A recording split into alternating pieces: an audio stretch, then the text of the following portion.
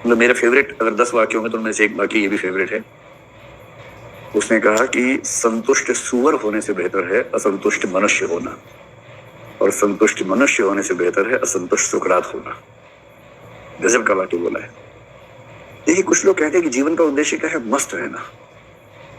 उनसे पूछो भी तुम क्या चाहते हो? अरे कुछ नहीं, खाते हैं पीते हैं मस्त रहते हैं। अच्छा, उनको देखो, फिर आप नाले में लौट रहे सूअर को देखो, आप पाएंगे दोनों का जीवन दर्शन समान है। वो नाले के अंदर है, खा भी रहा है पी भी रहा है, वापस उसको मतलब सब चीज नहीं उपलब्ध है खाने पीने के लिए, और घुलट भी रहा है जोर जोर से पानी के अंदर, ठंडे ठंडे पानी में। उसको त्वचा को सुख मिल रहा है ठंडक का, और मस्त रहता है।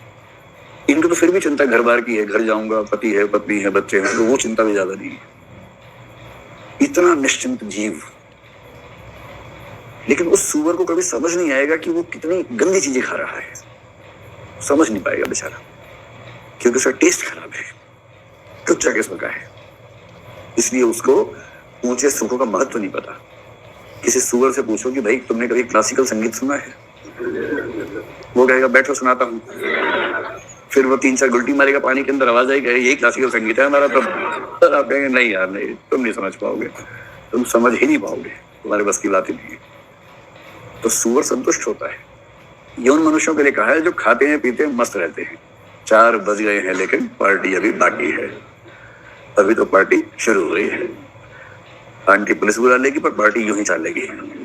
ये जो इस प्रकृति के लोग हैं जिनको कुछ मतलब नहीं, खाना पीना डांस करना मस्त रहना, आज ये पी लिया कल वो पी लिया, मतलब उसी में नशे से मुक्त हुए तो फिर पी लिया, फिर जैसे फ्री हुए नशे से फिर पी लिया, और इस प्रकार हमेशा नशे और नशे मुक्ति के बीच में डोलते रहते हैं। और ऐसे लोगों को देख के मेल ने कहा कि तुम ना संतुष्ट सूअर हो। तो उन लोगों ने पूछा हमसे बेहतर कौन है? और तुमसे बेहतर असंतुष्ट मनुष्य है, पढ़ा लिखा मनुष्य है। जो धार्मिक व्यक्ति होता है ना, शुद्ध धार्मिक व्यक्ति, उसको कोई संदेह नहीं होता है, उसके पास हर प्रश्न का उत्तर है। आप उसे पूछे दुनिया कैसे बनी? ब्रह्म जी ने बनाई थी। कैसे बनाई थी? तो ऐसे बनाई थी। क्यों बनाई थी? तो इसलिए बनाई थी। जहां सवाल फंस गया, लीला है। हर प्रश्न का जवाब उसको रटा हुआ है। भगवान राम, भगवान कृष्ण, भगवान हनुमान, सब पता है उसको, जिस भी धर्म का पता है। लहू लुहान हो जाता है आदमी अंदर ही अंदर, और उसके बाद जब तक उसको नया सेट ऑफ आंसर्स ना मिल जाए बेचैन रहता है। मुझे कितने बच्चे मिलते हैं कि सर जो धारणाएं थी वो टूट गई, नई बनने रही है, तो बहुत बेचैनी में गुजर रहा है, उसको ठीक कर दो। मेरा ठीक हो रहा, मैं वो कैसे ठीक कर दूं? तो ये ठीक थोड़ा ना होता है। ये तो सामान्य बात है। समझदार होने की प्रक्रिया में गुजरना ही तो पड़ेगा। एक कवि ने बड़ी अच्छी बात लिखी, पुल पार करने से पुल पार होता है, नदी पार नहीं होती। नदी पार करने के लिए नदी में उतरना पड़ता है, और जो नदी पे पुल बना के पुल पार कर लेते हो सो से नदी पार कर ली, ऐसे नहीं होता है। नदी में उतरोगे, गहरे धंसोगे, फिर पार करोगे, तब पार होगा। ऐसे कैसे पार हो जाएगा? बिना मरे स्वर्ग नहीं मिलता है। इन उलझनों से गुजरे बिना क्लैरिटी नहीं आती है। क्लैरिटी आने के लिए इन उलझनों में डूबना पड़ता है, इससे कोई नहीं बच सकता है। इसलिए संतुष्ट सूअर से बेहतर वो मनुष्य हैं जो असंतुष्ट हैं, बेचैन हैं, परेशान हैं, गुत्थियों में उलझे हैं, चिंतन में उलझे हैं। उनके पास स्पष्ट उत्तर नहीं है। वो हमेशा खाते पीते मस्त नहीं रहते हैं। वो दुनिया की समस्याओं को देखते हैं, उनको सुलझाने का प्रयास करते हैं, वो उनसे बेहतर है।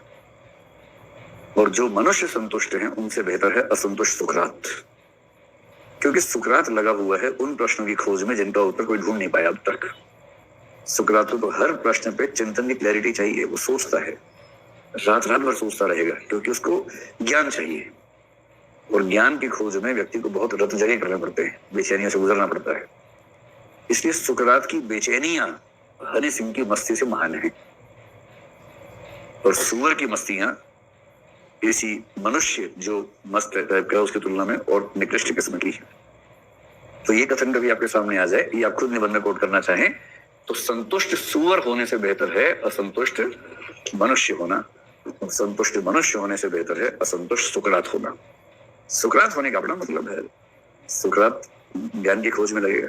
ठीक, तो एक पक्ष तो ये स्पष्ट हो गया। फिर किसी ने इतना ही पूछा कि बिल अच्छा समझ गए हम, अब हमको तो सुअर तो नहीं मान सकते, तो हम भी कहेंगे कि अब ठीक ही बात कह रहे हैं। अब बस ये बता दो कौन सा सुख गुणात्मक रूप से कितना अच्छा है, इसकी पहचान कैसे करें? इसका पैमाना क्या होगा? इसका पैमाना कुछ हो नहीं सकता, क्योंकि हर व्यक्ति का सोचने का तरीका अलग है। किसी को ये वाला सुख ज्यादा महान लगेगा, किसी को वो वाला सुख ज्यादा महान लगेगा। तो मिल ने एक बात कह दी, उसने कहा जो एक्सपर्ट्स हैं, एक्सपीरियंस लोग हैं, उनसे पूछिए। एक्सपीरियंस व्यक्ति से, अनुभवी व्यक्ति से इस मामले में सलाह लेनी चाहिए। और उसने कहा कि आपके आसपास ऐसे कुछ व्यक्ति होंगे जिन्होंने जीवन के बहुत सारे पक्षों को, बहुत सारे दुखों को, बहुत सारे सुखों को अपने ऊपर झेल कर जिया होगा, जिन्होंने भिन्न भिन्न सुखों को अपनी उम्र के अलग अलग पड़ाव में कंज्यूम किया होगा, उनका आनंद लिया होगा। ऐसा व्यक्ति जो समझदार भी हो, ऐसा समझदार व्यक्ति जिसने अपने जीवन के विभिन्न दौरों में अलग अलग प्रकार के सुखों का भोग किया है, यदि आप उससे पूछेंगे कि आप बताएं कि इनमें से कौन से सुख का स्तर कौन सा है, तो वो आपको सही उत्तर दे पाएगा। और इस मामले में इसके अलावा कोई उपाय नहीं है कि आप अपने आसपास किसी समझदार अनुभवी व्यक्ति से इस बात का उत्तर मांगे। तो ये तरीका ये, और ये कहते ही इसमें ऑब्जेक्टिविटी बची, सब्जेक्टिविटी आ रही है। सब्जेक्टिविटी आ रही है क्योंकि हर व्यक्ति अलग राय दे सकता है, पर मिल कह रहे हैं कि इसका हमारे पास कोई दूसरा तरीका है नहीं। तरीका इसका एकमात्र यही है कि जिन लोगों ने अनुभव किया हुआ है जीवन का, उनसे पूछें, वो आपको ज्यादा अच्छा सलाह दे सकेंगे। होता क्या है कि व्यक्ति जीवन के जिस दौर में होता है उसको लगता है कि बस इतिहास में पहली बार ऐसा मेरे साथ ही हो रहा है, जबकि लगभग सब लोग उस दौर से गुजर चुके होते हैं। और साथ में बड़ी अच्छी बात यही है कि आप अपने जीवन में सही निर्णय लें।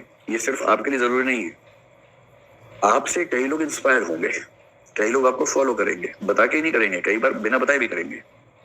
और यदि आपने एक गलत निर्णय लिया, पर क्योंकि कई लोग आपको बहुत सम्मान देते हैं, तो वो ये मन में बिठाएंगे कि इसने निर्णय लिया था तो सही ही लिया होगा, हम भी ऐसा ले लेते हैं। आपका एक गलत निर्णय समाज में बहुत व्यक्तियों की जिंदगी चौपट कर सकता है। इसलिए कोई भी निर्णय सही लेना सिर्फ खुद के प्रति जिम्मेदारी नहीं, ये पूरे समाज के प्रति भी जिम्मेदारी है। ये बात सार्थ ने कही है। सार्थ कौन है? किस विचारधारा से? अस्तित्ववाद से।